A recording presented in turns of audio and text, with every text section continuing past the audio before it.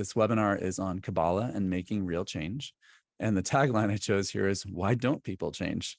So you can see a map here of the tree of life on the right-hand side. And there's different names of the pathways, which you can see the tarot cards, the tarot trumps there related to the pathways of the tree of life. Tonight, we're going to explore what real change really is. How do you do that? And what is the role of Kabbalah in creating real change? So posing a few questions here. There's ways that we can change, and there's a lot to it. So when we ask why people don't change, I'd love to hear from each of you. I'm not gonna have you on video here, but if you just want to unmute yourself and share, why would you say people don't change? So just anyone who likes to, you can just unmute yourself and offer that. I can start, since I started first. Mm-hmm. Yeah. I think a lot of people get to a point in their life where they sometimes plateau and they're comfortable in their ways, and they sometimes lose focus of personal growth, self growth, Mm-hmm. and the love of learning. And yeah. So like losing sight of these really important things, basically. Yes, losing sight of extremely important things that you could be picking up instead of just sitting down and watching television. Mm-hmm. There are so many more things that you can learn about. And one big problem that people have is they lose the love of learning. Mm-hmm. Yeah, absolutely. I can offer. What else? I'd love to hear from a couple more people. Why else don't people change? What's your experience? Kind of expanding on that. A lot of times when people have either like they won't be put in a situation where they need to change can be scary. Mm-hmm. And they're so set in their ways. At times they can feel like they don't need to change, that they're right. Or so there could be multiple small ties, but change is a very scary thing when you're so used to and so comfortable on the couch. Like when you got a remote, you don't need to stand up and change the channel through the TV. Mm-hmm. Yeah. So comfort is a big thing, and fear, for sure. Who else? I'd love to, when you're done talking, if you can just mute yourself, and then whoever else would like to share, you can unmute yourself. I think people also get very busy with trying to make money, so they don't have time to think about anything else or change or, reach their potential. They are just too busy with the daily life, I think. And so that's so funny too, because there's different principles of life, and we can live life in the shadows, or we can live life in the light. There's sort of that's like our kind of like the light and the dark are the two ways to live our lives. So in the light, we're always changing. And in the shadows and in the darkness, we always stay sort of enslaved to the things we don't even know about ourselves, to our subconscious mind, and we don't really change. We might change things on the outside, but we're not really changing the actual substance of our lives. And so it's so funny you say, people get focused on making money and like doing these worldly things, when if we're living a life in the shadows, it's possible to continue making money over and over again, staying stuck in a loop and staying in the shadows. But if you're living life in the light, like as a mystery school initiate, and this presentation is targeted to people who are, mystery school initiates, and so many people might see this in the future and as a recording who might not be mystery school initiates, but as a mystery school initiate, you're someone who's already dedicated your life to living, at least for yourself. Maybe you're not yet into the field of understanding of the real meaning of service and what that is, to serve somebody else. But in terms of serving yourself and being in the light, if we don't change in the light, our life will just eventually stop working, and then we'll have to change, because the light is constant growth, is constant change. So, to look at people who stay stuck, like in a job, for example, or they're staying focused on just making money and then they're not changing. For us, the more we go down our path as mystery school initiates, because the light demands that we change. Like if we want to stay in the light, we have to change. The light doesn't force us to do that. It's just like, we don't get to stay in the light if we don't change. We don't hold the light if we don't change. There's the whole teaching in the mystery school on magnetic energy. In order to attract what you really want in your life, you need to bring in magnetic energy. And how do you bring in magnetic energy, that attractive energy? You have to move. You have to change. So in order to bring in money, abundance, joy, positive relationships, we actually need to change all the time. And that's one of the core purposes of the mystery school. When we step onto the path of initiation in the mystery school, we're committing to living a life, like you were saying before, Hema, of ongoing change. And it's not easy. Living in the light is not easy. It's something that is very challenging for us. So would anyone else like to add anything more to why, in your experience, people don't change? Just real quick, coming from there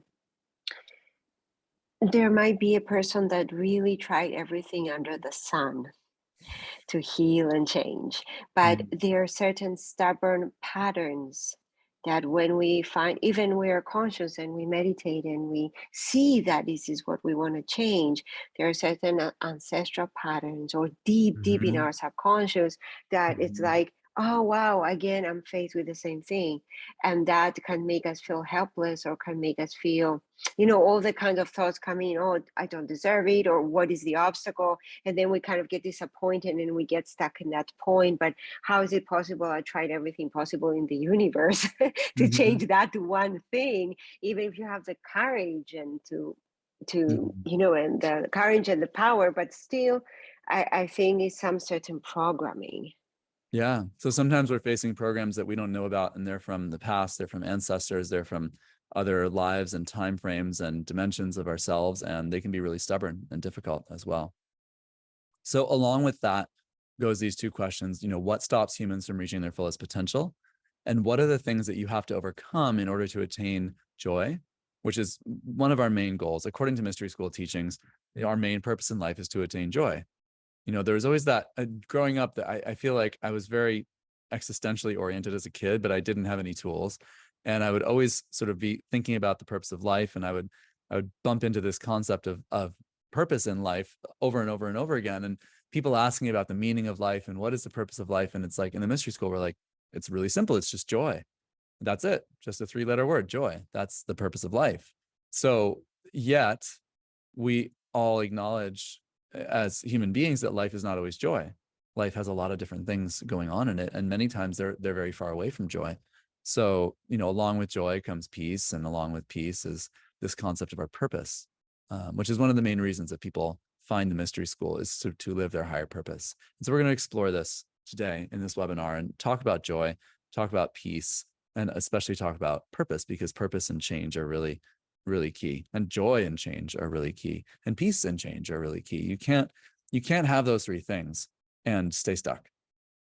You can't have joy, peace, and purpose and not be changing in your life. So let's look at that a little bit more. Oops. Still working on these slides. Great. So 3 main reasons people don't change. 1, they don't want to change. So like what you were saying, Sylvia, is almost the opposite. You want to change so deeply, right? But many people just don't want to change. And those people are not really the people that we're helping in the mystery school. Those people are not self-initiated. Typically, they're not coming to a mystery school class or a mystery school healing session or a coaching session, or they're not working on themselves because they don't want to. And this is a majority of humans at most of the time. A lot of people, and we're not going to focus on this too much tonight because that's not who's actually on this webinar, but many people that we meet in our daily lives, and this was very difficult for me growing up. And as I first got on my spiritual path consciously, I had a roommate many years ago in my early 20s. And I was just convinced that with the right tools, that everyone would want to change. And I was in my early 20s. She was in her late 20s. She was a massage therapist. And she was just like, Jordan, like a lot of people don't want to. And I was like, no, they must, like everyone, if they were just given the right tools and the right education and the right knowledge, they would want to change. And she's like, no, a lot of people just want to like sit on the beach and drink a martini and watch the world explode. I was like, oh man, that's really depressing. But not that I've gotten old and cynical, because it's quite the opposite.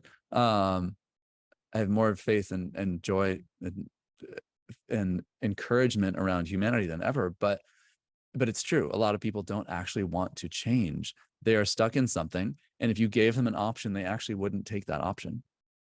So that's important for us as mystery school initiates and as light workers to be able to acknowledge that there are a lot of people in our lives who we know personally and who we will meet on the street, who we will meet in our relationships, who we will meet in our companies, who we will meet in our families, potentially, and they just don't want to change. When we can really accept that, then we can focus on ourselves in a different way, because for a lot of light workers, we want to help people, right? And yet a lot of people don't want to be helped and they don't want to make changes in their lives. So if we're spending our energy trying to make change for ourselves and help that sort of radiate out or be an example or show other people or wake people up, and we're putting our energy into people who don't want to change, then we're going to be in a lot of trouble for ourselves. We're going to waste a lot of our time. We're going to waste a lot of our life force and our energy trying to assist people who are in this first category of people who don't want to change. Now, we may come back to this more as we go through this presentation, but number 2 here, people who don't know how to change. And this is where it starts to get more interesting, because someone in this category, they want change, but they don't have the right tools. Maybe they don't have the right insight. They're lacking something that they need in order to make the changes. Now, oftentimes for all 3 of these categories, people who don't want to change, people who don't know how to change, and people who don't know who they are, we'll talk about that later. Oftentimes for all 3 of these, there's not clarity in the mind or the heart or the spirit around what change would even be. Now, take the example of someone who wants to stop smoking. They want to stop smoking. They know that smoking is not good for them. But does that say, and that's pretty obvious, and that's been well researched, and there's all those lawsuits in the 1990s against tobacco companies, et cetera, et cetera. So we can say, yeah, I don't want to smoke. I want to stop smoking. It's not good for me. It's killing me. Let's be done with it, right? But what do I want? What do I actually want? And that person who wants to stop smoking might not even know the positive thing that's on the other side of them, stopping. What would life be like if they didn't have that negative crutch? It's like a thing that we lean on. And so if we're in this second category of wanting to change, but not knowing how to change, that doesn't necessarily mean that we know what we want to change. We don't know the details necessarily of what's going to change in our lives. So in this position, we're sort of in an in-between state. We're not satisfied with how things are. We may or may not have a vision of how things could be. Even if we do have that vision, we don't have the right tools yet. We'll come back to this as well. Number 3, someone who doesn't know who they are. This, just to be fair, is all of us. On some level, we're always in a state of seeking knowledge of who we really are. And if we already knew everything about who we were, we would not have been born as a human being. The purpose of our lives, other than things like joy and peace and purpose and fulfillment, is to learn who we actually are. And that seems to someone who is not on a spiritual path, like at best, just a ridiculous statement, and at worst, a cynical marketing statement to loop in a bunch of suckers to spend money on a program that doesn't work, right? There's Ipsissimus Adeto, who's one of the members of the Third Order and helps to run the mystery school in Japan, told a story one time. He was at a business meeting with a bunch of very successful, executives, and he was sharing what he does as one of the basically heads of the mystery school. And they were like, "Oh, you just prey on weak people who don't know who they are. We know who we are, so we're all secure in ourselves." And he was like, he just sort of, he said certain things to them and helped them to understand it differently. But it's just a very interesting observation of many times in the world, we are on a spiritual journey, and someone else who's not on that journey might look in at what we're doing in our lives and be like, "Don't you know who you are? Like, just live your life, just be happy, just do the things in your life." And that gets to the very core of what it means to be on a spiritual journey, is that at some point in our lives, we caught fire internally and realized, I don't actually know who I am. And what those executives might have been saying on the outside is like, you're preying on weak people who don't know who they are. It's like we're on a spiritual journey because we've realized that we don't know who we are. And that someone who's not yet on their spiritual journey thinks that they know who they are. And also then probably doesn't want to change, bringing us back to the first one here. So when we come to that place of awakening, we realize that we don't actually know who we are, and that all the things that always told us who we were, those were like reference points in a constellation of programs. And those things kept us grounded into a false reality based on programming that's not who we really were. And through that programming, we either suffered or had a great life or whatever in between. Some people wake up because they're suffering. Some people wake up because they have everything. Most people are somewhere in between, but we wake up in that spectrum of whether our life was really good or really bad or somewhere in between. And we realize that those programs aren't us. And then we realize that this is a big problem. We've been living a life that's not based in reality. It's based on a set of ideas that we probably didn't even come up with for ourselves. Those ideas were often given to us by somebody else. Many years ago, I went to like a small liberal arts school for college, and it was very artsy, and there was lots of, self-expression, and it's a very expensive way to spend 4 years. But I grew up in Boston, and I did summer school at Harvard. And I also worked in the library at Harvard. And my former partner and my ex-wife observed one time when we were hanging out at Harvard, she's like, the people who are going to Harvard are just filled with these programs that they've been told their whole lives about who they're supposed to be. And they're very outwardly successful, or they're at least supposedly, if you go to Harvard, you're going to be one of the more important people on the higher echelons of society. Supposedly, this is the story, right? Because you're going to one of the top Ivy League schools in the world, and you only a tiny fraction of people who apply get in, and it's ridiculously expensive, and you had to be at the top of your class. You had to get very high SAT scores. You had to have a 4.0 GPA. You had to have an amazing, cover letter for your application for college, and all sorts of activities and extracurricular things, and travel and study abroad in high school. And then you'll get into Harvard, and then you'll be a successful person in your life, right? That's the story. That's the concept of going to a high level Ivy League school in the United States. And what I observed about the people who I ran into and worked with, and was taking classes with as well, was on the inside, just because someone has a program that they're supposed to be successful really means very little about what's really going on internally for them. And they may or may not actually know themselves any better than anyone else, but they're running a program that seems to make them more functional in their life. And when we step into the light, and when we self-initiate, and we start our spiritual journey, and then we find something like the Modern Mystery School, and we receive physical initiation, and we continue on our spiritual journey, those programs start to break down. Those programs of thinking that we know who we are, it's like veils and masks, and they just come off. And they keep coming off the longer we go on our path. And the more we do in the light, the less masks that we start to have.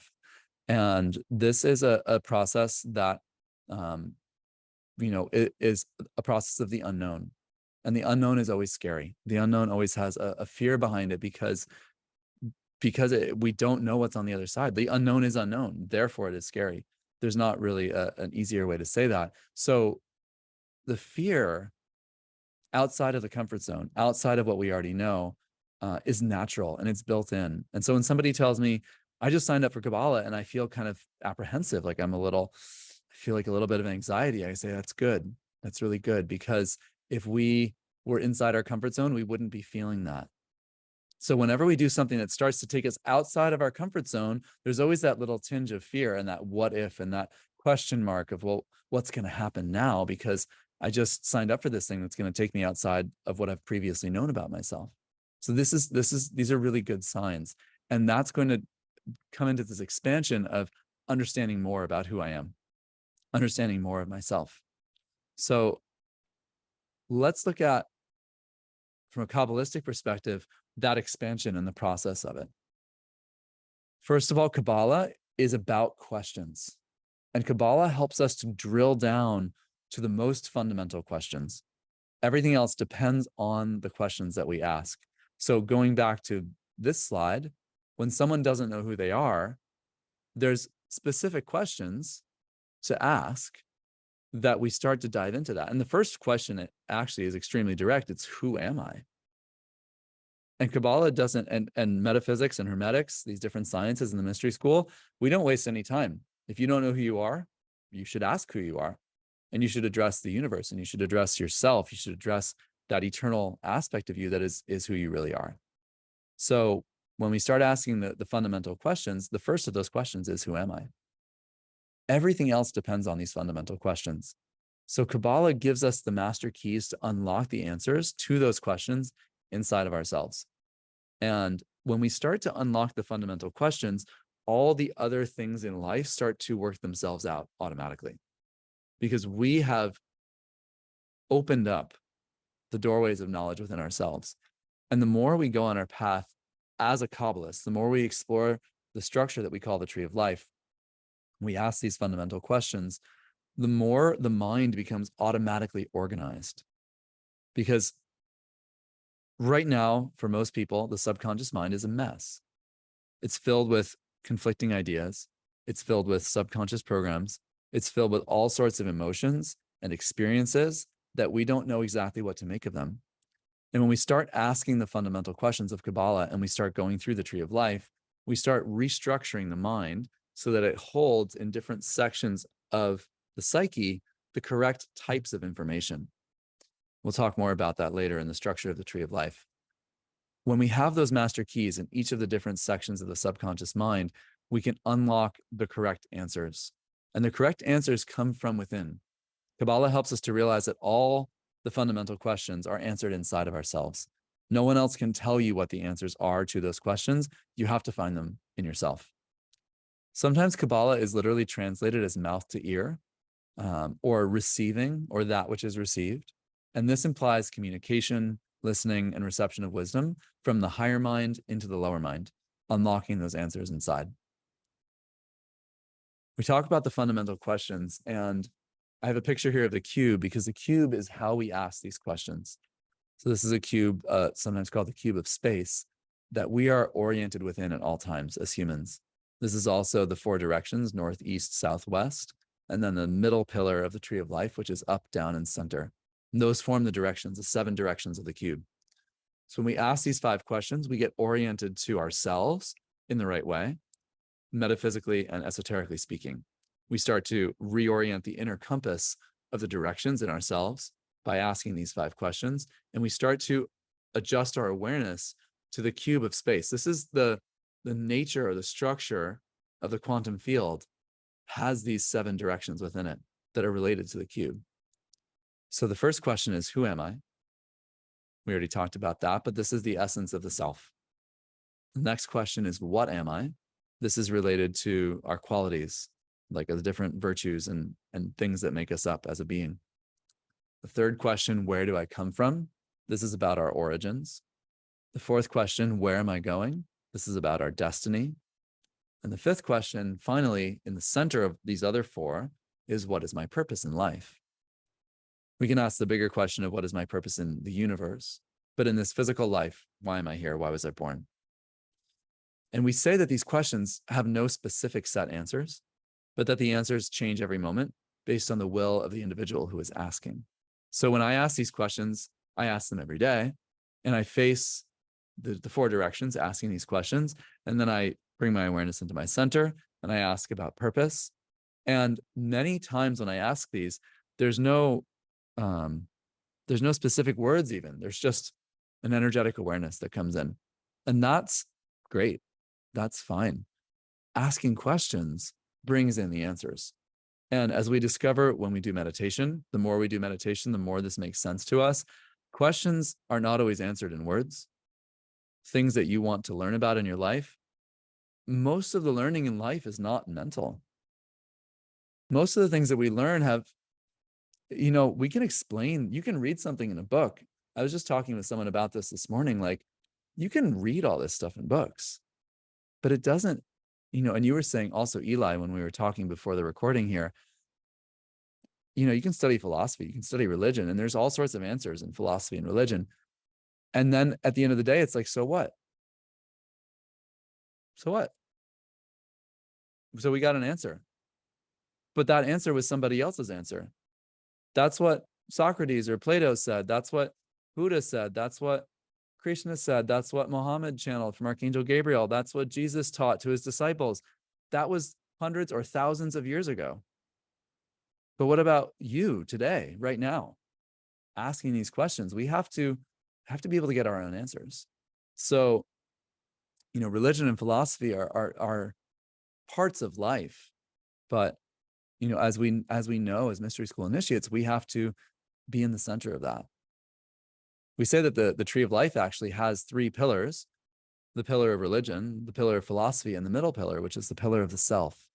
But when we talk about religion and philosophy as being pillars of the tree of life, we mean that in a very living, moment-to-moment kind of way. We don't mean that in terms of studying traditional religion or studying traditional philosophy.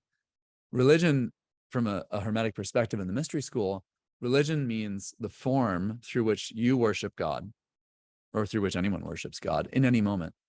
So how do you worship God? What does that mean to you right now?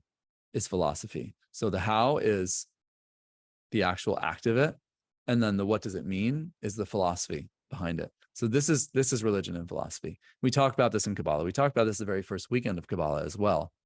But between these 2 pillars of religion and philosophy, which is the how do you worship God and what does that mean, is the essence of God within you.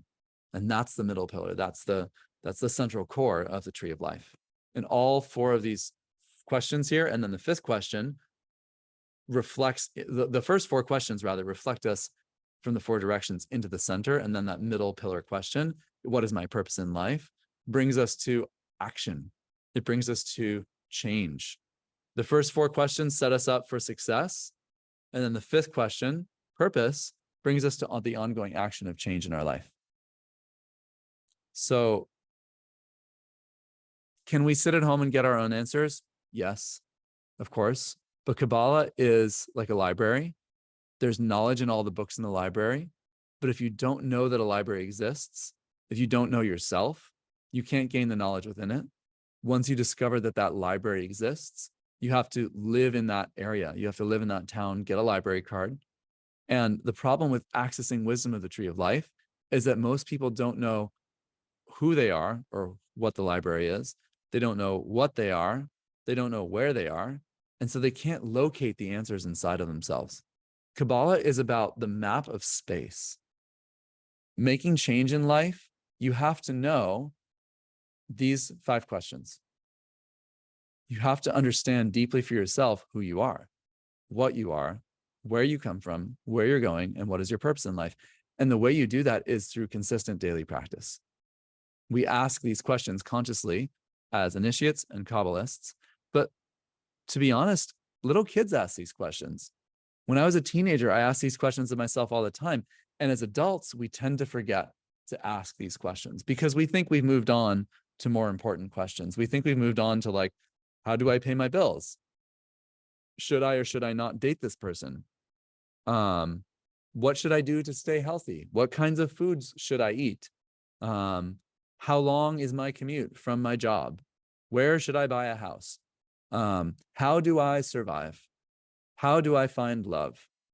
Right? These are, the 3 basics are like the first 3 chakras of humans: the root chakra, physical health, sacral chakra, finances, and like how we do in our emotional relationships, and then solar plexus, like our career and how we do in our professional relationships. Those are like the 3 lower chakras and the 3 things that all of us want and need to master. So to master those, we start out same thing as with spiritual stuff in the heart chakra and the upper chakras. Who am I? What am I?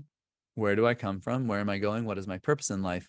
And in understanding that library, the library is where all the answers are. But we have to know where it is. So if we know where I come from and where am I going, we know a lot more about where we are. And if we know the first 2, who am I and what am I, then we can actually find the library. It's like these are our initial key to get into each of the centers of the spheres of the tree of life. And so when we look at this cube here, this cube of space, and when we look at the map of the tree of life, like on the wall behind me here, and we'll have other maps on screen later, I just realized you guys can't see me because I turned off the camera view, so you can't see the wall behind me. Anyways, the awareness of that library, the awareness of where we are in space, the awareness of the quantum field, this is real quantum consciousness. The quantum field is space. It is vibrating, empty space. And from that vibrating, empty space, all things arise. All things come from that quantum field and they return to that quantum field. So to be able to navigate the quantum field, we need Kabbalah. We need to have the map turned on, because if we are just in empty space in our lives, which is the nature of everything, is that empty space, and we don't have the map and we don't have the blueprint, we can spend decades, years, lifetimes searching through the quantum field to find just one or two things that we like, one or two things that fill us up. But we want to live a life, you know, as mystery school initiates, we say we've been spirit guides many times, but this is our physical life. This is our one shot at physical life. And we've had thousands of lifetimes to practice as spirit guides, but then this is it in terms of we are here with body, soul, and spirit as ourselves now in this physical body, and we better make the most of it. So to have Kabbalah, the way we do it in the mystery school, we turn on, we initiate you essentially, we call it ascension. We ascend you directly into the 10 spheres of the tree of life, and you become a living map of the cube of space. You become a living map of the tree of life. Again, the tree, I'll pull it back up on the screen here. This is one way of millions of ways that we can draw the tree of life. And this tree is part of the map. And this cube is part of the map. And there's many, many other levels to it. Within every sphere of the tree of life, there are different levels. There's the level of the divine consciousness, the world of fire. There's the level of the archangels and the architects of experience. That's the world of air. We have the world of planning and the angels. That's the world of water. And finally, we have the physical crystallization of those higher three energies, fire, air, and water, into the element of earth. And that is the world of the elemental beings and the physical expression of the elements. And within each of those levels, we have the divine concept, the idea, the spark. We have the thought, the air. We have the plan, the water. And then we have the physical action that we take as the human responsible for that sphere of the tree of life within ourselves. We take a physical action. So each of the spheres of the tree of life contains this blueprint of creation for how to build things in our lives. And as you can see on this map here, the 10 spheres, starting with Keter, the crown, at number 1, going down to Malkuth, number 10 at the feet. Those correspond to the head and to the feet. Each of those is a way of being. Each of those is a lens of seeing. Each of those is a part of the subconscious mind. Each of those is one of the 7 sacred planets, ranging from Yesod at number 9 up to Bina at number 3, going from the moon up to Saturn, and then the zodiac. And there's different astrological correspondences here. This actual map has Pluto and Uranus as Keter and Chokmah, respectively. That's not a typical attribution. That's one way of looking at it. There's many, many ways of looking at the tree of life. So this map becomes organized as we go through the tree, and all things that exist, that are real, exist within the tree. Everything that is real exists within the tree. So all aspects of our life, our mind, our emotions, our spirit, our soul, our body, all of it lives within the tree of life. All of the qualities of you, the essence of you, lives within the tree of life. Every choice you could ever make exists within the tree of life. All of your memories, all of your experiences exist within the tree of life. World politics, religions, companies, nations, societies, everything, Amazon.com, Walmart, the chairs that are in the back of the room here, the computer that I'm talking to you on, all these things exist within the tree of life. There's nothing that does not exist within the tree of life. So when we have this blueprint turned on, then we can navigate everything. And prior to ascension into the tree, prior to this initiatory journey, essentially into the tree of life, the tree of life is asleep. It is dormant. It is resting. It is turned off. And it is not the normal way of things in a human physical body and life for the tree to be activated in this spiritual sense. The tree is like a slumbering giant that runs in the background all the time. We think of the tree as our subconscious mind. That's the way most people experience the tree of life, is the subconscious mind. And yet this subconscious mind is a supercomputer that at this moment today, prior to taking Kabbalah, is simply running the programs of the past.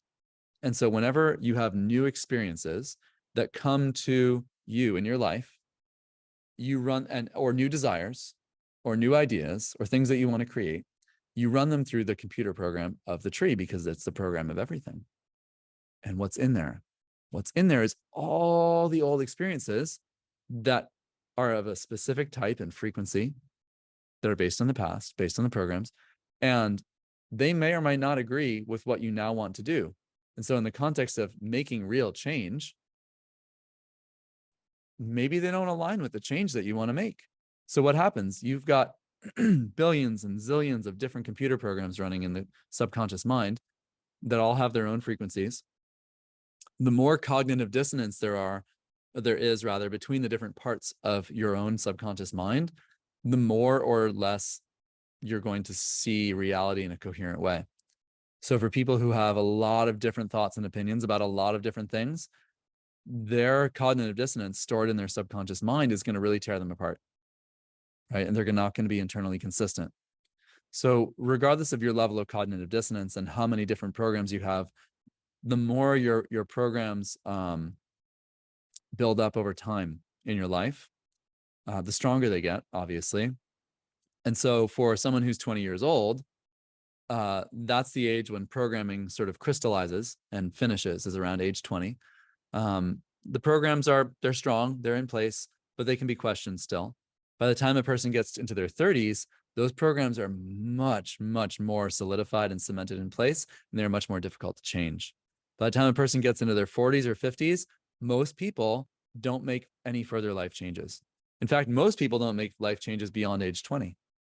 They go through their life, they make a bunch of programs, and then regardless of who they marry or what job they work in, for the rest of their life, they tend to play out the same programs from the first 20 years. So the person they marry is a reflection of those programs. The jobs they get are a reflection of those programs. The way they treat their body is a reflection of those programs. All those lower three chakras, right?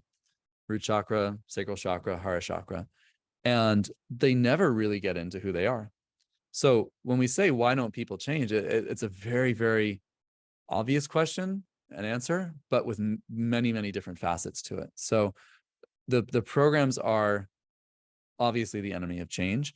And when we want to start making change, but we're not in Kabbalah and we haven't taken Kabbalah and our tree of life is not activated, we go to put that new program into the tree of life, into our subconscious mind. We run that, hey, I've never made more than $50,000, but I want to make $150,000 and I'm not sure how to do it. So I asked the tree of life how to do this. And I'm not a Kabbalist. Well, I don't even know that I'm asking the tree. I just call it making a request to the universe. Maybe I'm doing some law of attraction stuff. I start asking, I want this in my life, right? And the tree of life, now maybe we will be able to create it. Maybe we will. But we're going to be putting a new program into the tree. And if that program has too much cognitive dissonance, too much distance energetically, its vibration is too different from the programs that already exist in our tree of life, the tree of life is going to fight against us. If we're not initiated, if we're not Kabbalists, it's going to fight against us to make sure that thing doesn't happen, because it's just going to go off the programs.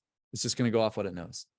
So as mystery school initiates, we're starting to activate the tree of life. And in Kabbalah, we really turn it on. We really climb through the tree and we really give you the keys to open. Like we literally energetically give you sets of keys through the ascensions that we bring you into. It's like an initiatory process again. And with those keys activated in your aura, that sphere of the tree of life comes alive and it activates, and all the different 4 layers, fire, air, water, and earth within each of those spheres activate. That divine spark in the center of that sphere activates, and real change becomes possible, because that sphere of the tree of life is now working to your benefit instead. And so when you say to the tree of life, when you start Kabbalah, I want to create this thing, XYZ, in my life, the tree no longer says, oh, well, you can't do that because all the old programs disagree vibrationally with that thing you say you want. Instead, as a Kabbalist, when you start to ascend the tree of life takes you at your word and says, okay, that's what you want. We can make that happen. And it starts to work with you. Now, I cannot describe to you, because I still don't understand this myself, and I may never understand this, why it works. Why does Kabbalah work like this? Why does it allow us to make these changes in our lives? That's not something that's easy for me to describe to you, because that's the pure magic of the tree of life. So in understanding real change, in understanding the way that Kabbalah can work with you, it's very difficult to grasp this process directly. It's very difficult, yet that's in terms of just describing it. In terms of experiencing it, it's very obvious, because as soon as you start Kabbalah, your life starts changing. It's an immediate thing. Like day one, you ascend, you go back into your life. We do the ascension on Saturday, Sunday, and then Monday morning, you're back in your life, and you go, okay, something's different. I'm changing. Something is changing here. This magic is real. It's working on me. And magic has many different definitions. One of the definitions of magic is, making change occur in alignment with one's will, using means not currently understood by science. And science is a funny, tricky thing, because what we call science right now is still very much a materialistic science. In Kabbalah, we're working with a much higher science. It's much more ancient than what we think of as science today. And yet science today was mostly brought to the forefront by initiates and Kabbalists and alchemists and astrologers and people who studied mystical arts and sciences and created the foundation for what we now know today as science, which over the last 100 to 200 years has been taken into materialism. And we have demonstrated that we can change all sorts of things about the material world. And yet people don't change just because of material things. People change with the science of mind. So what we call magic in Kabbalah is a science. And yet it's a science of mind that is not currently recognized as science. When we start doing this science of the mind, people naturally change. And we say, wow, it's magical. And that's true. But the science of mind is a higher dimensional science.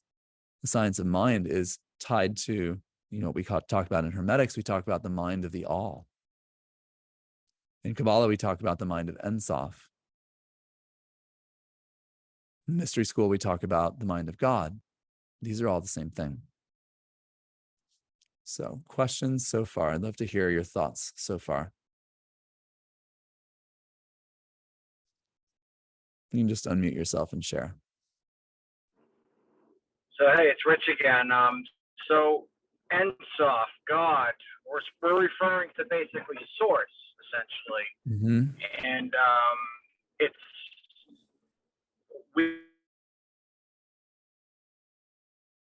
You're breaking up there. Not sure if you can hear me, but I'm not able to hear you.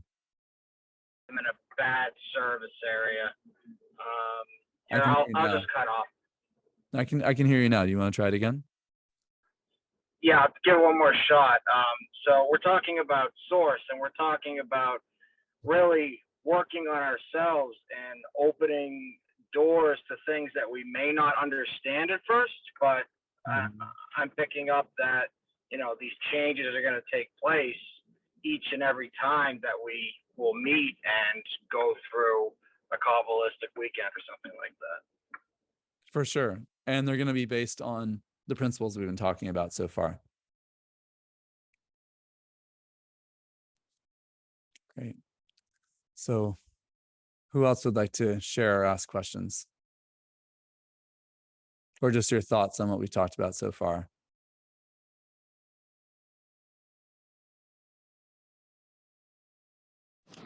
I can share. Mm-hmm. So yeah, it was, I don't know, because I'm that person that is always in doubt. So I never know what I want. And I want usually everything. Mm-hmm. So, but and then he answered so much, right? I don't know what I really want, because I don't know, it's just clarifying me why I'm a mess. And I don't know, some people, they, with 18, they know what they want and they go through life, and they, but some people take longer. And Right. for some reason, I really want to know what I want, because I never know. And today I know, then tomorrow I don't know anymore, like, so it's so difficult. So yeah, it's just like exactly what I need. So someone in your position, Flavia, can really use Kabbalah to ask not only these questions, right, but to ask and set your goals as you go through the tree of life, to beat the discovery process. Like, what do I really want?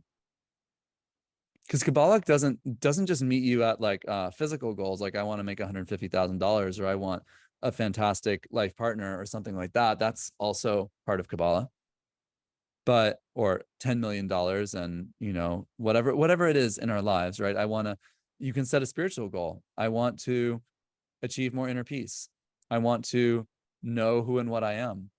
I want to have more self-love. I want to be more confident when I do public speaking. I want to develop my abilities as a musician. I want to know what I want. So go ahead. One area first. Can you choose, like, the goals has to be for one area, or can be for, you have to one at the time, right? So we have 10 areas of the tree that we work with in Kabbalah, and we have 22 pathways, but we don't work the pathways directly. Definitely not early on for the first few years of Kabbalah. With these 10 areas, we start at number 10. We go all the way up to number 1 over the course of 10 or 11 months. And there's different ways to organize your goals. So I don't have images of it here, but one of the primary sacred geometries that we work with in Kabbalah is the octagon. And as mystery school initiates, we already work with the octagon when we do the ritual that we call the Kabbalistic cross, right? And when we push the energy out from, we say the name of each of the different spheres, Ate, Malkuth, Vegebra, Vegedula. Those are spheres on the tree of life. And then we push that energy out into our aura for the outward cross, and we activate that octagon around us. And that octagon is a very deep part of our energetic structure. We work with it a lot in the higher teachings for ritual masters in the school. And as Kabbalists, we also work with our octagon. So you already started working with it when you got initiated. And when you do your Kabbalistic cross, hopefully every day, at least twice a day. Maybe you do it many times in a row, and that's great because it really strengthens you. So when working with the octagon gives us 8 areas, 8 versions of ourselves. And into those 8 areas or 8 versions of ourselves, they're almost like mirrors or reflections of us, 8 different dimensions of us. So those 8 dimensions, or those 8 directions of ourselves, those 8 mirrors of ourselves, each one of those can hold a way of being, can hold one of our goals, if you will. So when we do the first weekend of Kabbalah, I spend a lot of the first weekend helping people to create their goals for the year, because that's really, really essential in the Kabbalistic journey. We say when you're beginning Kabbalah, it's like you're a gardener who's planting a garden, and you want to plant a lot of seeds. Not all the seeds are going to come up the first year. Some seeds might take 2 or 3 times through the tree of life. Some seeds might take other higher levels of training and initiation in order to actualize those things in your life. Maybe that takes going to Healer's Academy or Ritual Master to bring about the fullness of the fruition of those seeds. But we plant the seeds nonetheless. And so maybe one of the seeds, in your case, Flavia, would be, I want to know myself better, and I want to know what I really want. I want to come deeply in contact with myself. So you could put that into like one of the areas of your octagon. You could put that, and that the octagon is one way of organizing the mind. And in Kabbalah, we work a lot with sacred geometry and the organization of the subconscious mind. So the octagon is part of that organization. Another major energy system here, of course, is the tree of life. And the tree of life has 10 spheres from Malkuth, Yesod, Hod, Netzach, Tiferet. That's the lower part of the tree. And then sort of the transitional part of the tree, Geber and Hesed. And then the upper part of the tree, Bina, Hokmah, and Keter. 3, 2, and 1 on the map here that you see. In those 10 spheres, we can place a goal into each of those spheres. We could place multiple goals, honestly, into all of these areas. That might be a lot. I encourage people to start out Kabbalah by doing that, actually. And as they go through the tree, they're going to find a refinement. But you could also just start with one goal in each area, have one thing that you're working on, and know that they may not all come to fruition the first time you go through Kabbalah, but a good number of them do. Some people go through Kabbalah and all of them manifest in their life just during the 10 months. We say, Kabbalah really begins when you finish. When you finish the tree at the end of the 10 months, that's when the Kabbalah journey really begins. And yet, during the 10 months of Kabbalah, it's full on and there's huge transformation and change taking place. But when you're finished with Kabbalah, the full blueprint of the tree is activated.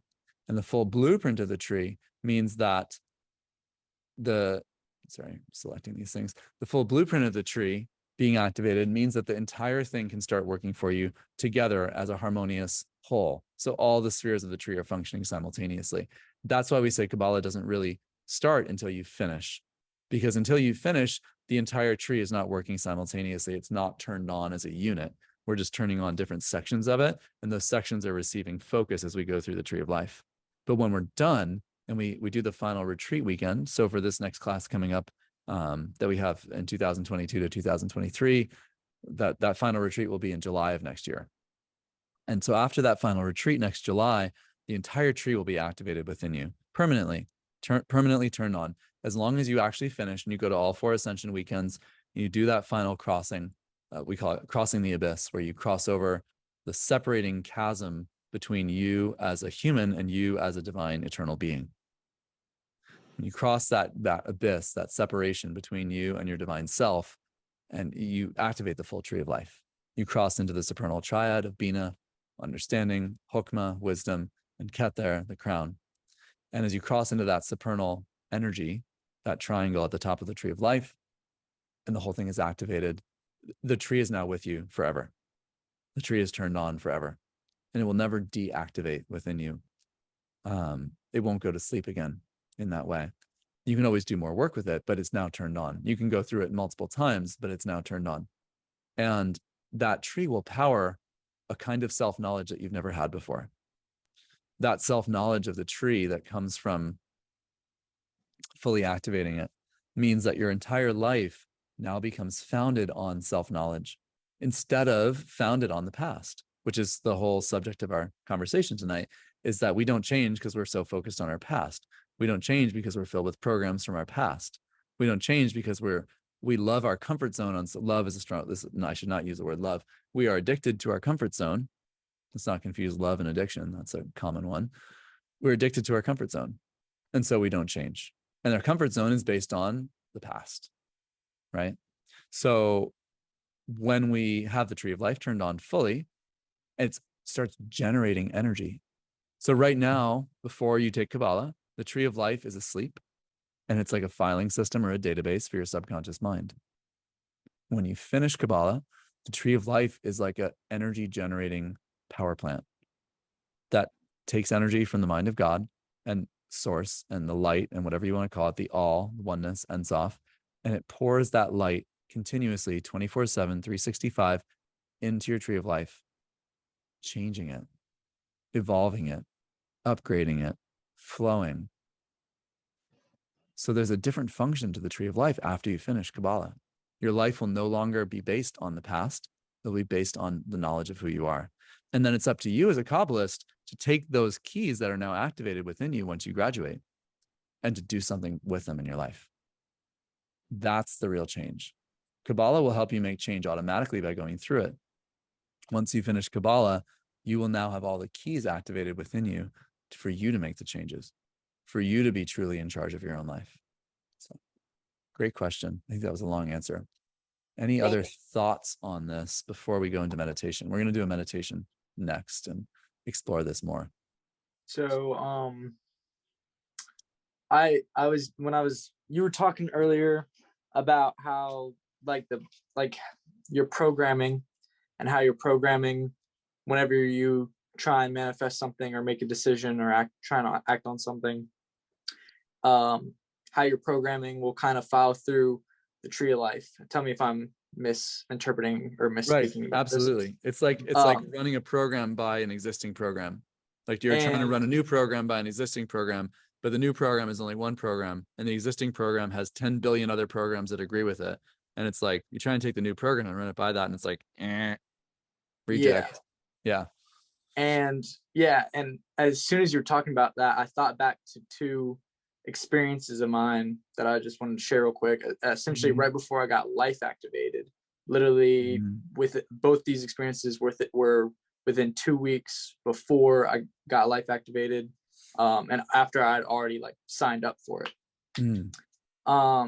And I'm not going to tell the full story, but essentially one of them was a poor decision that I was making, and I didn't know it was this at the time, but I believe that it is this now, because the feeling and thoughts that I had when you were talking about it was I could essentially feel my programming vibrating, telling me no.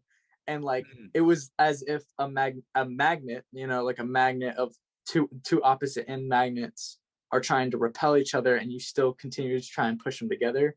It felt like that. And then the other experience was a manifestation. And every time I thought or spoke about it, it was that exact same feeling.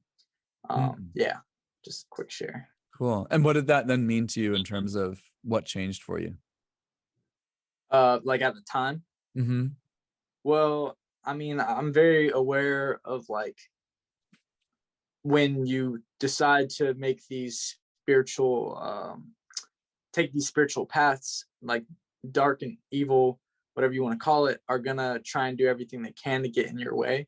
And so essentially what was happening in my physical world is that it was displaying all these, well, with the temptation that I had, I guess you could say, the physical world was displaying to me something to try and stand in my way, but my spiritual world internally was helping repel me away from that.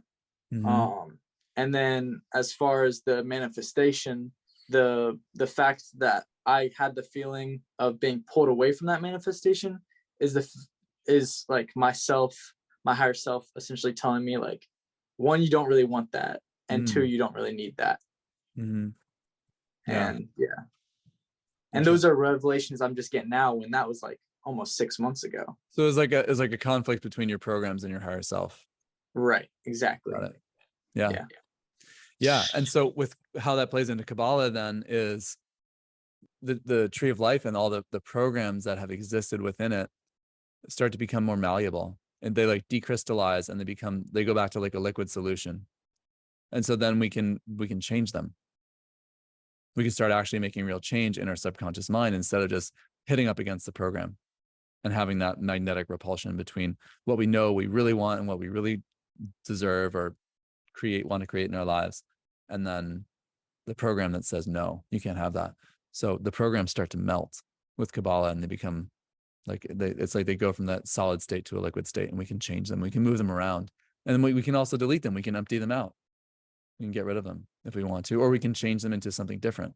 We can do alchemy and transform the programs into, take the base energy, the subconscious, psychic, stored up life force energy behind the program, like what a lot of us experience as emotion, and we can do something with it. We can raise the emotion up to a higher frequency and then change the program. Yeah. Anyone else before we get started with meditation? Anyone else want to make any comments or reflections or thoughts what we've talked about so far?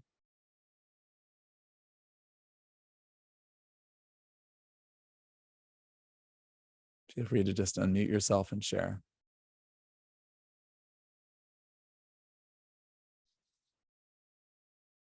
Okay, great. So we're going to go into a meditation right now. And meditation will be related to the tree of life, related to making real change and whatever is needed for that in you. So you can close your eyes, get comfortable. You want to have your feet on the floor. Actually, maybe we should go into just like the logistics of Kabbalah, because I might be like very altered from meditation after I do it. So before we go into that, take a moment here and talk about the logistics of how Kabbalah works as a journey.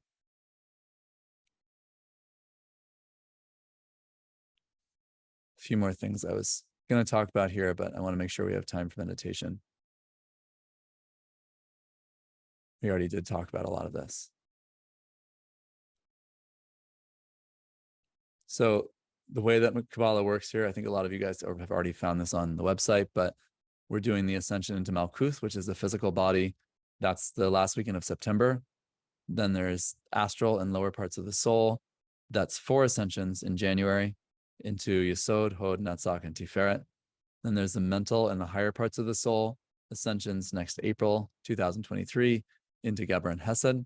And then there's the study groups between all of these, of course. The Rainbow Bridge is part of the experience of the final retreat weekend as well. And then there's the homecoming to yourself as an eternal being, Bina, Chokmah, and Kether in July next year at the final retreat. So that's sort of the overall structure of the journey. And we will go into meditation. We'll keep it on this slide because it's so pretty. All right. So getting comfortable, closing your eyes, and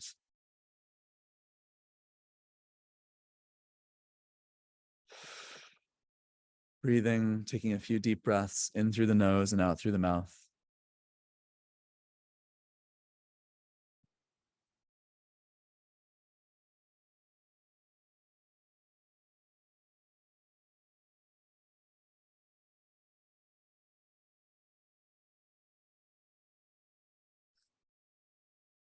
And start off with a guided body relaxation, starting with the feet and working up to the head. Feet, relax. Feet, relax. Feet, relax.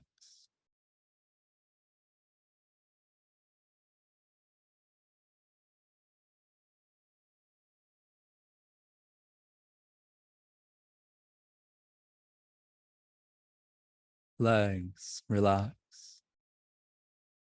Repeating this softly to your own body. You can whisper it to your own body. Legs, relax.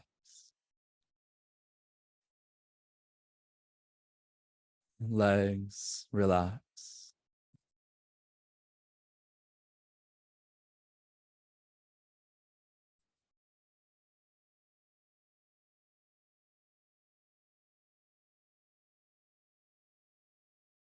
Hips, relax. Hips, relax. Hips, relax.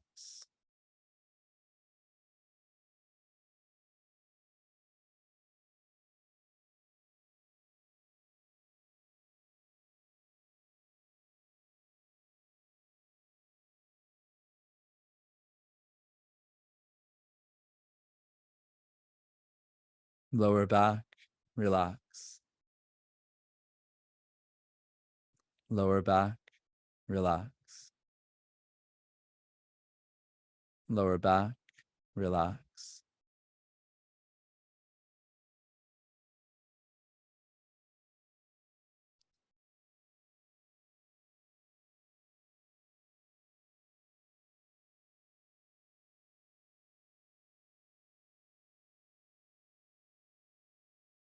Belly, relax.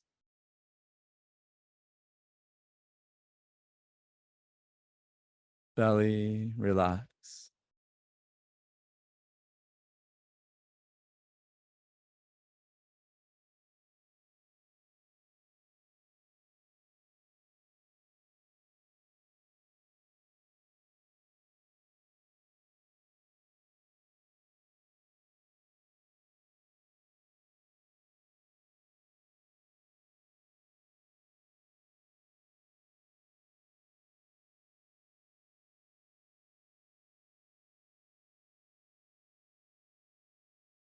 Chest, relax.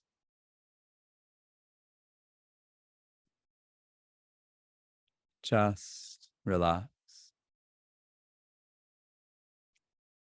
Chest, relax.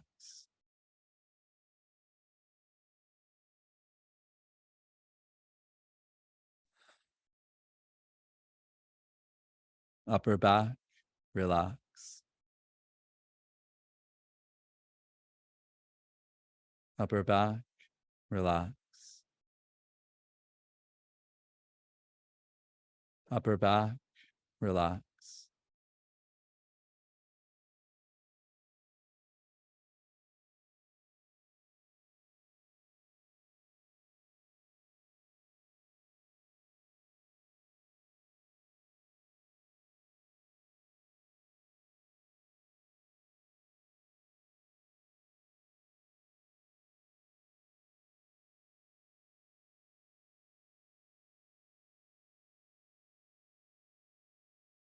Shoulders, relax. Shoulders, relax. Shoulders, relax.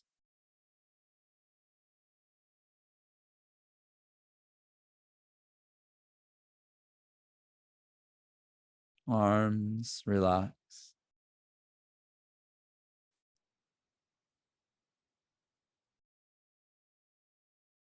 Arms, relax.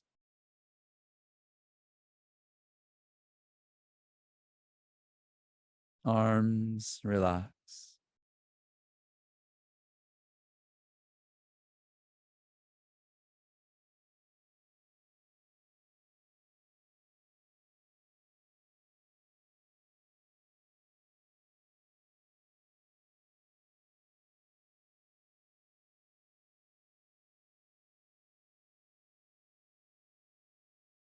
Hands, relax.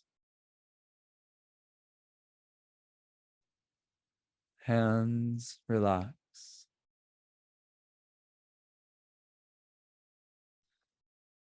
Hands, relax.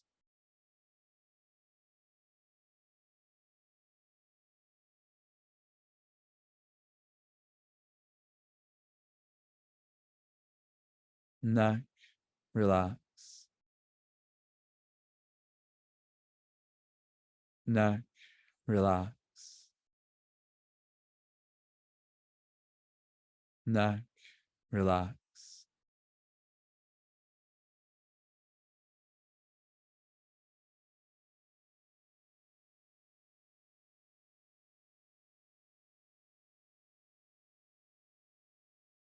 Head, relax.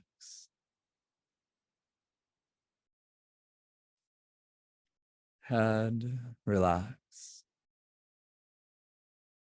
Head, relax.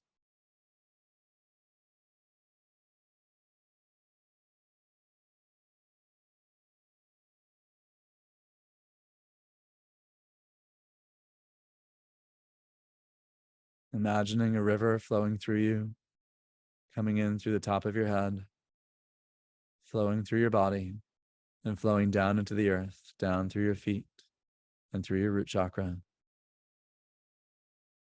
Imagine this huge river just flowing smoothly and cleanly through you, washing away any thoughts, emotions, or stuckness anywhere within you.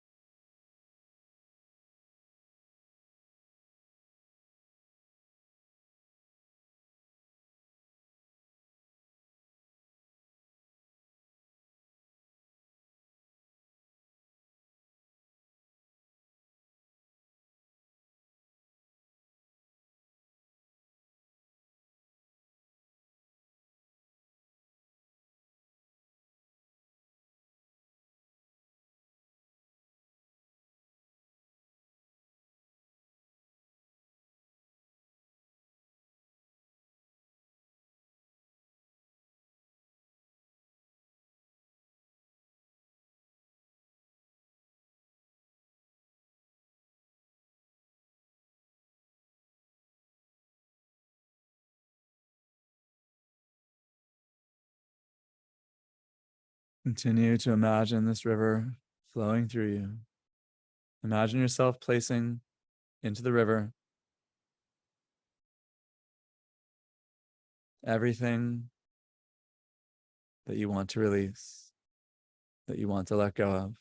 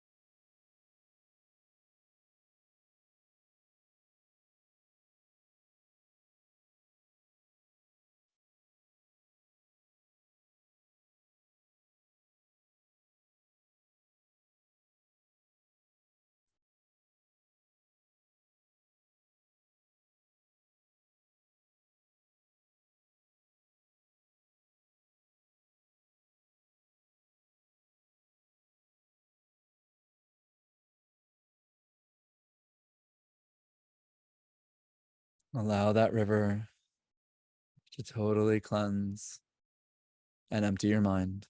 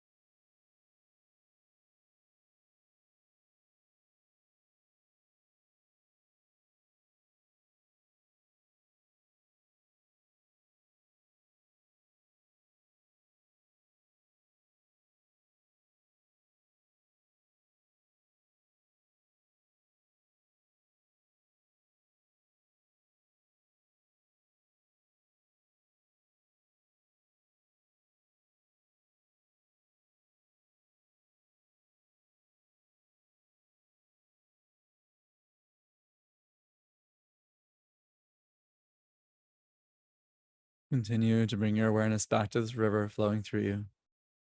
And just place everything in your mind into the river and let it all be washed away down into the earth. Place all the contents of your mind into this river and let them all be washed away and cleansed. Whatever is truly yours, whatever you truly need, will always come back to you.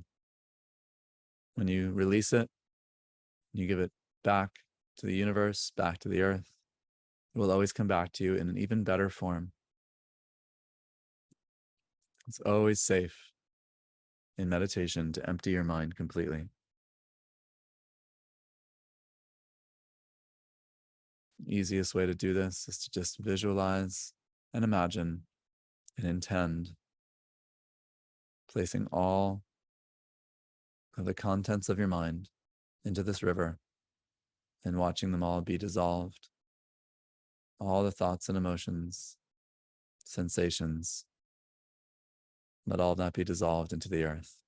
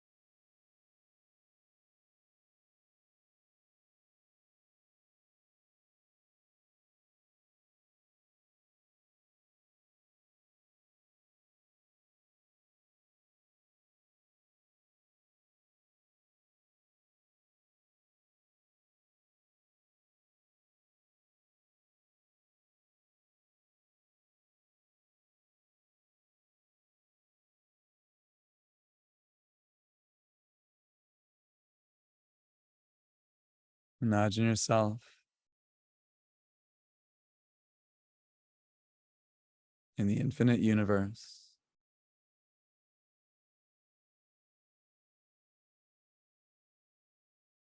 I'm going to say a sacred word many times, slowly, again and again.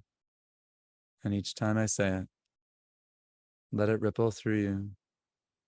Take it in as though you can chew on it and digest it. It can become a part of you.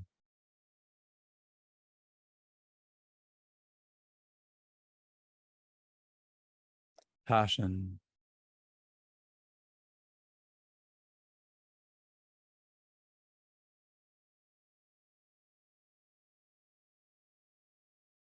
Passion.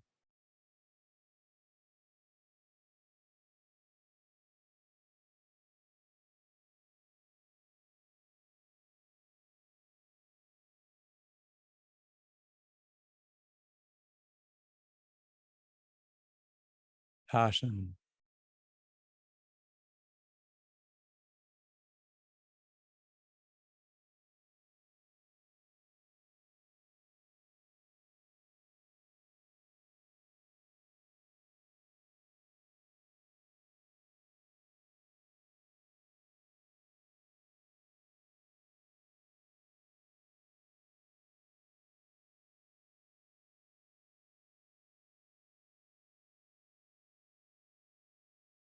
Passion.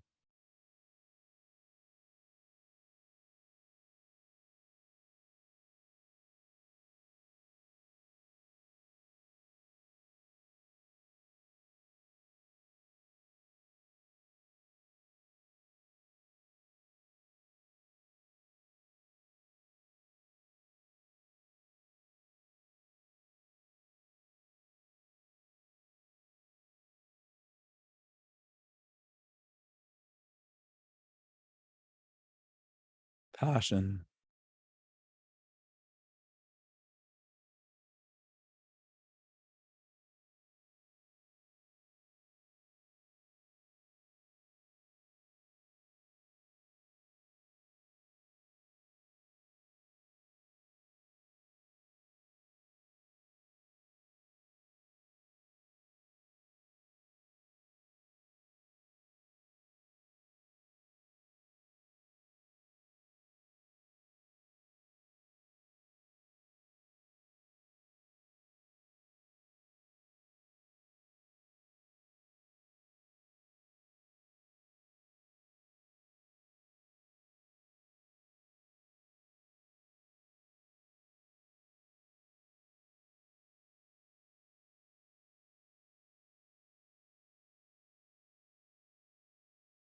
passion,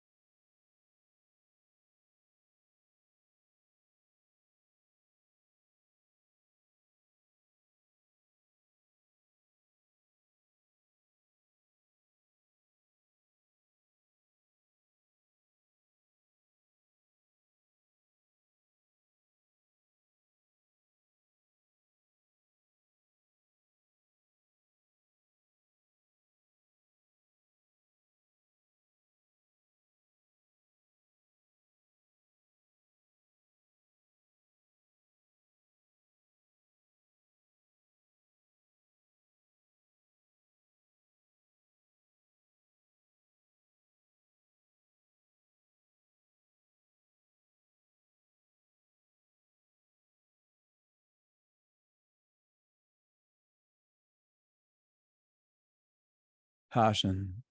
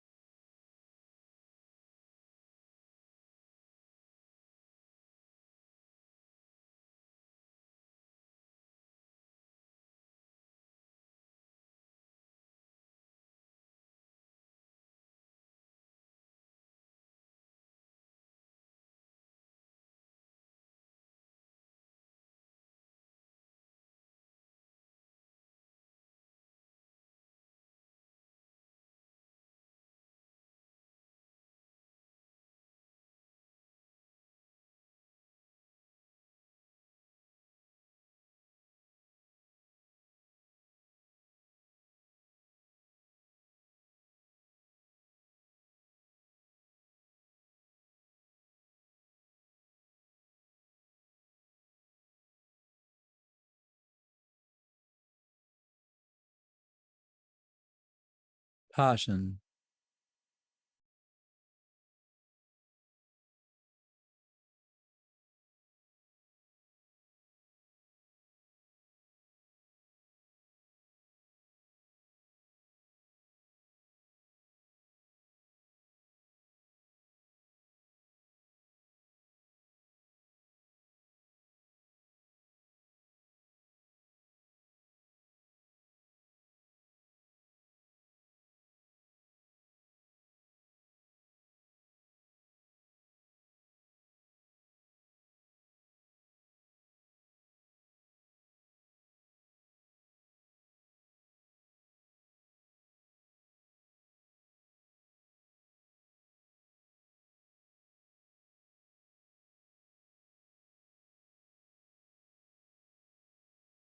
passion,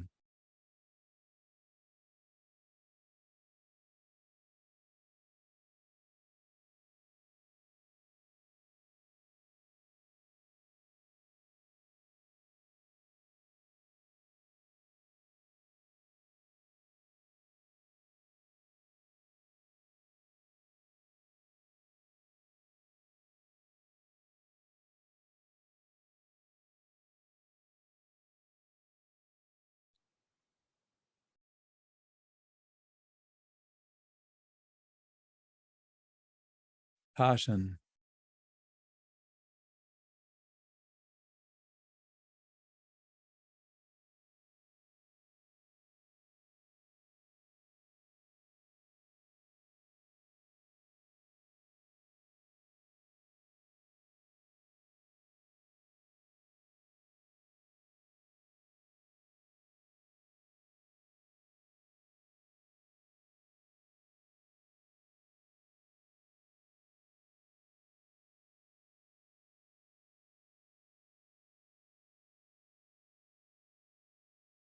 passion,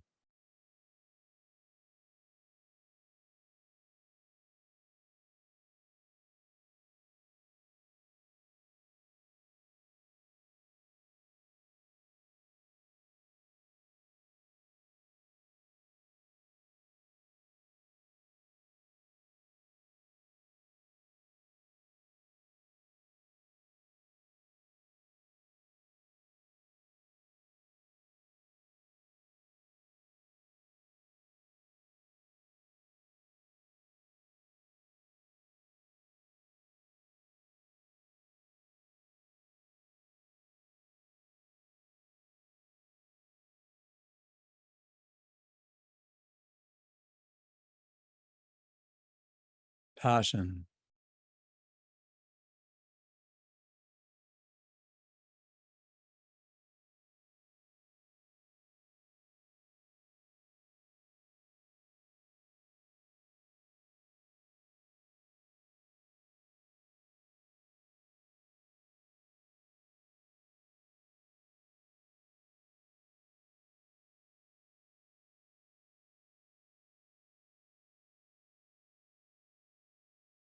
passion,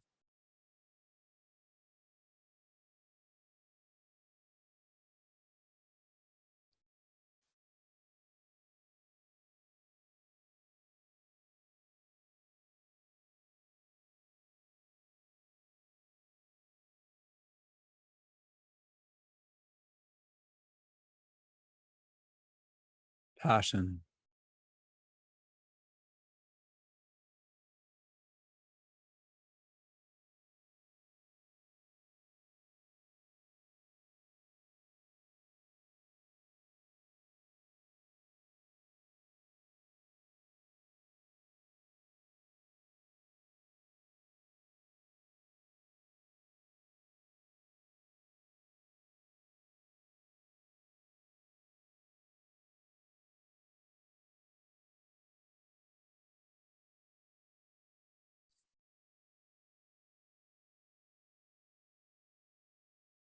passion,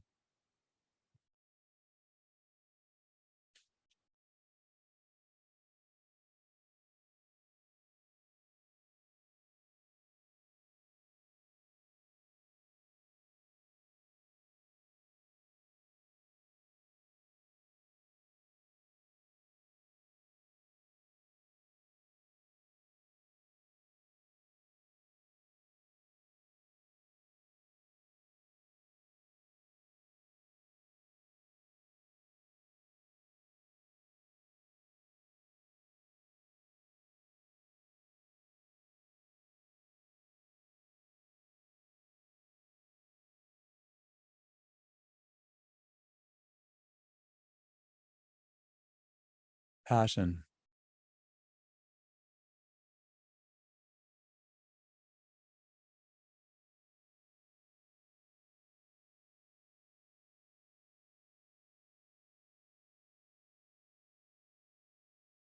passion,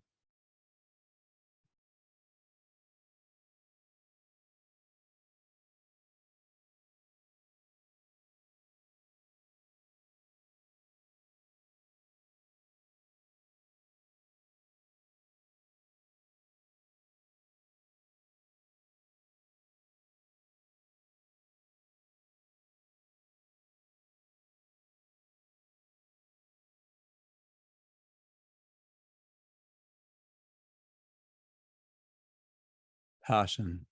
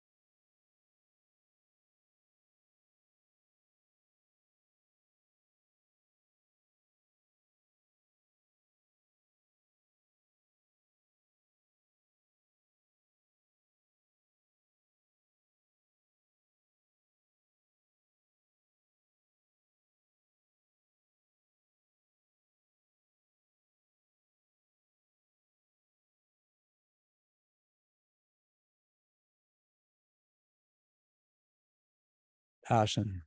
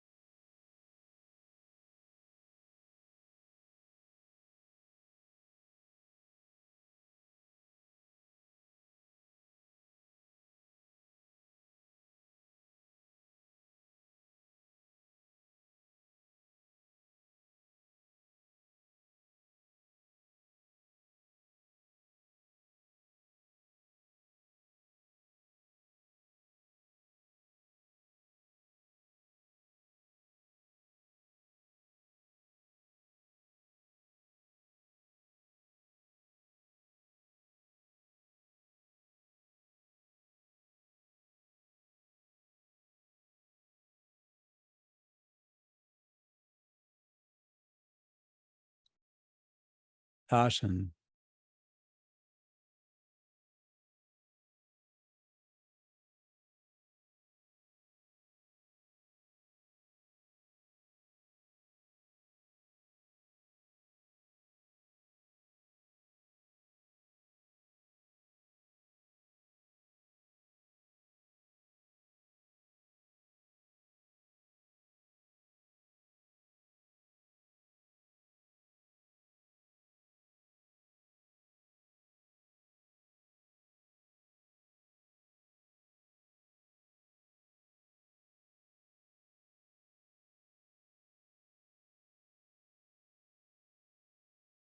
passion,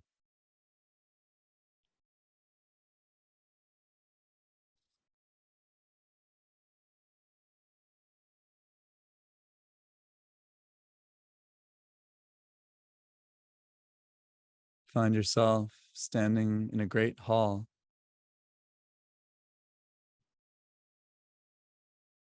And the hall is filled with many beings, many higher forces of light, angels, guides, beings here to serve you, here to help you in your journey. These beings line the sides of this long, tall, vast hallway. A meeting space, perhaps more like a cathedral, a long, tall cathedral. Feel their presence around you. There are 10 levels, 10 stages to this hallway. You stand just before the bar, just before the area of this hall, which represents the first of these steps. Countless beings on either side surround you, loving you, supporting you, sending their light and their energy toward you. Receive all of this light and energy and step forward to the first, the layers of these 10 steps or stages. Just be immersed in the energy of these beings.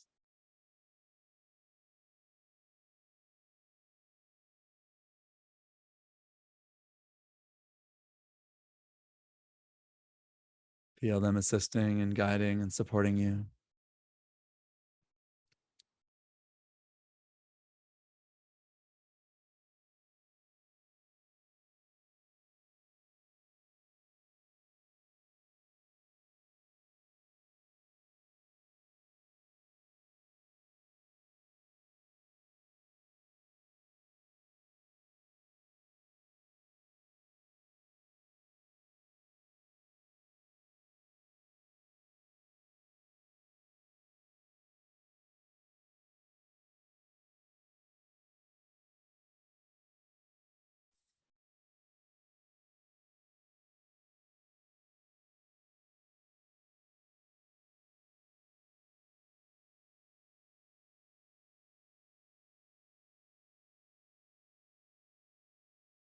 Take the next step to the next stage of this long, vast, cathedral-like hallway.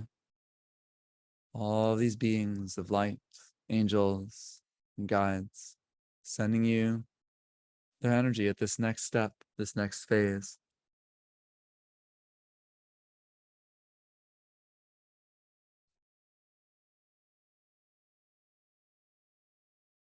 Washing and cleansing and energizing, holding you, loving you, and filling you with their energy and light. At this second phase,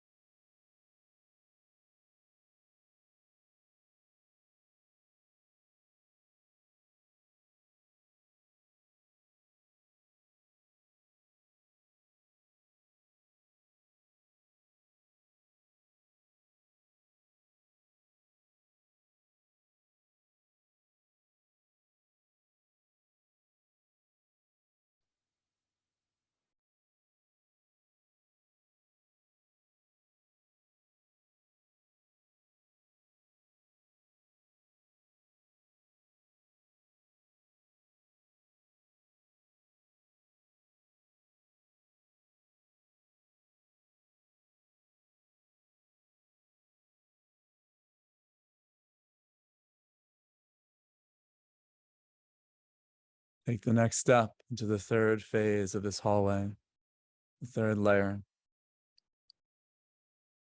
Feel the energy of this next set of beings filling you, holding you, surrounding you, loving you.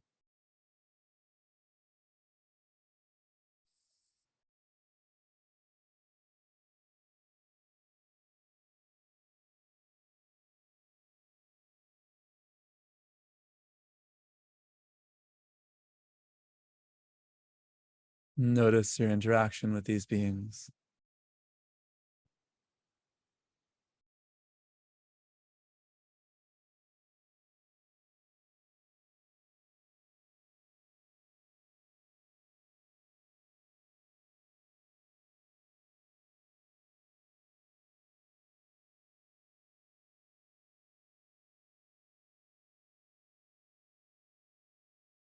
Take the next step to the fourth layer, the fourth phase, through this great hall.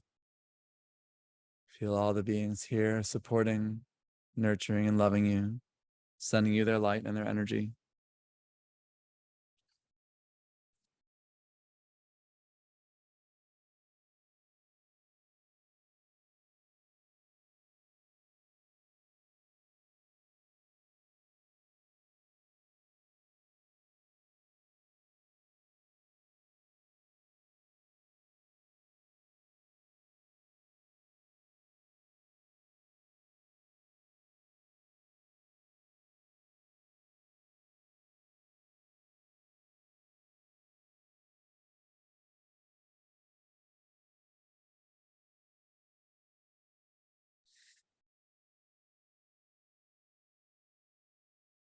Take the next step to the fifth level or phase or layer, and feel the difference in the beings in each of these phases, each of these layers, progressing higher and higher on the tree of life.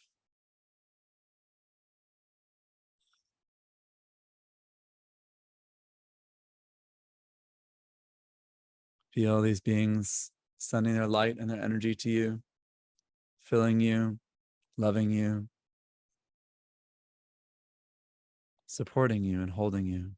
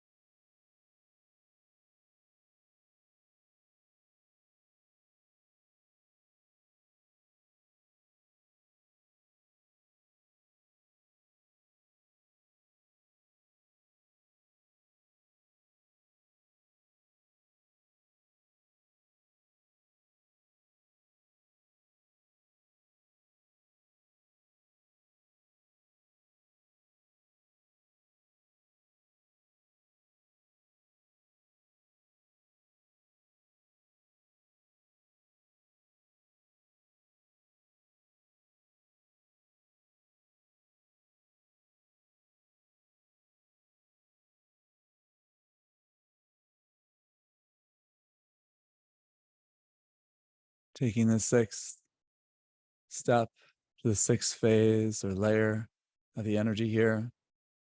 It gets higher and more refined, heading into the parts of the tree related to the higher mind. Feel the angels and guides and beings of light here, sending you their light and their energy as you step into the sixth phase, sixth layer of energy of the tree.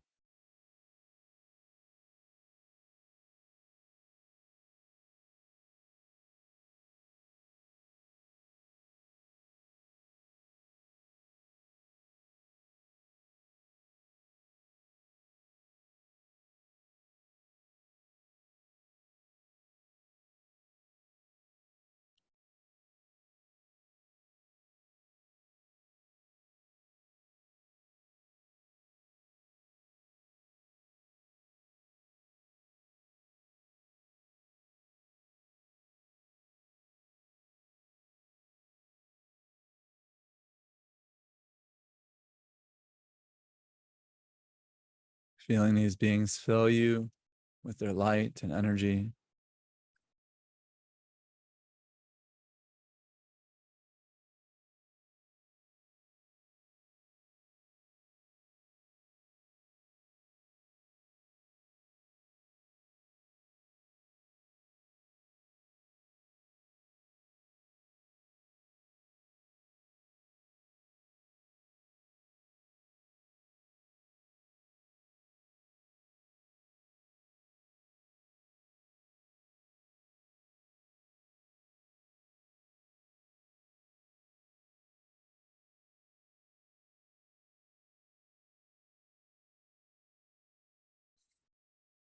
Step forward to the seventh layer of this great hall, feeling the beings here send you their light, their love, their energy.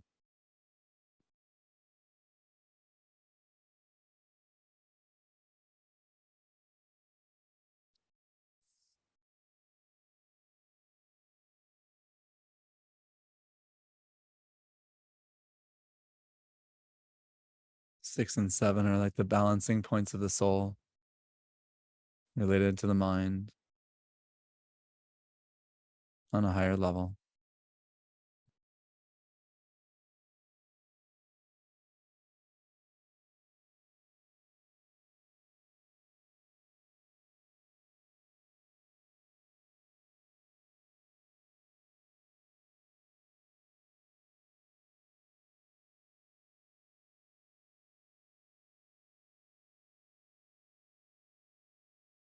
Take another step forward into the eighth layer or phase of this great hall, entering the energy of the supernals, the top part of the tree of life. Feel the beings here send you their light, energy, love, and support.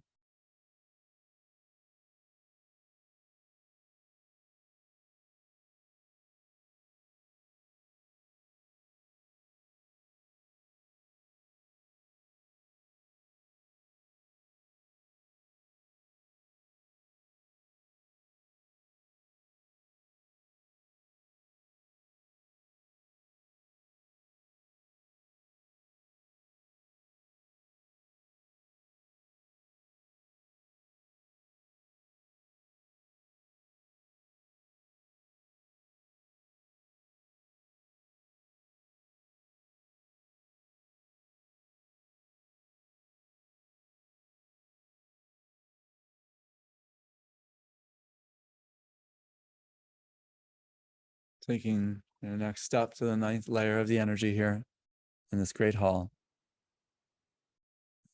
Feeling these different beings in each section sending you their light and energy.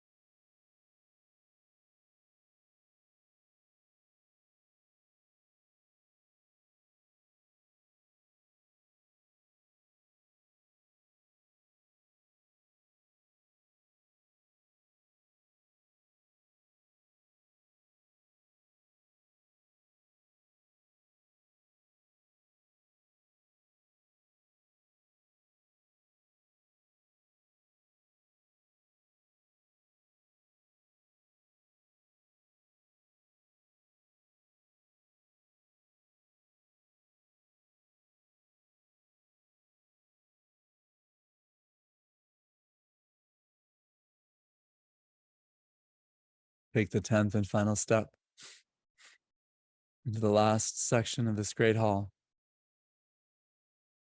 filled with blinding white brilliant light. Allow the beings here to fill you completely with their energy and light, love and support.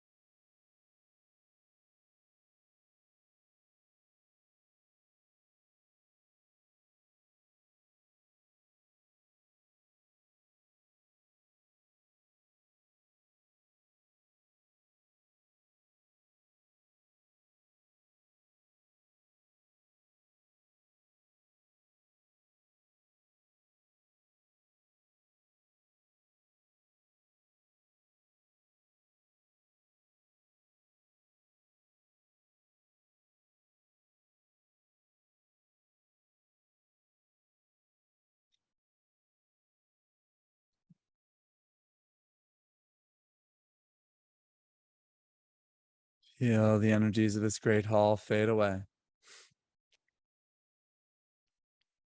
Feel your feet standing on soil on the earth.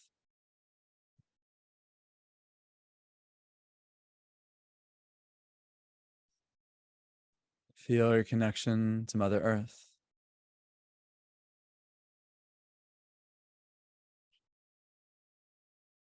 Feel yourself grounding into the earth.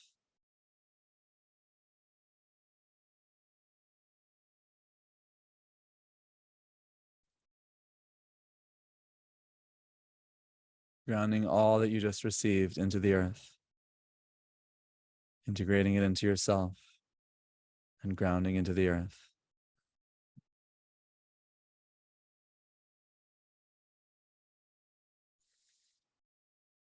Thank the tree of life in your own mind.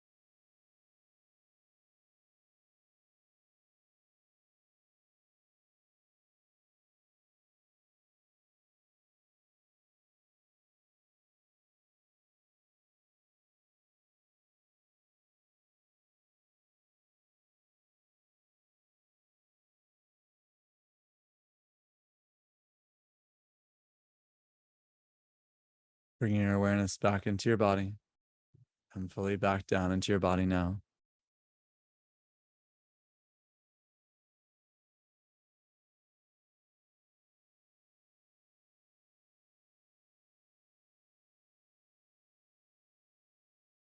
And when you're ready, you can open your eyes.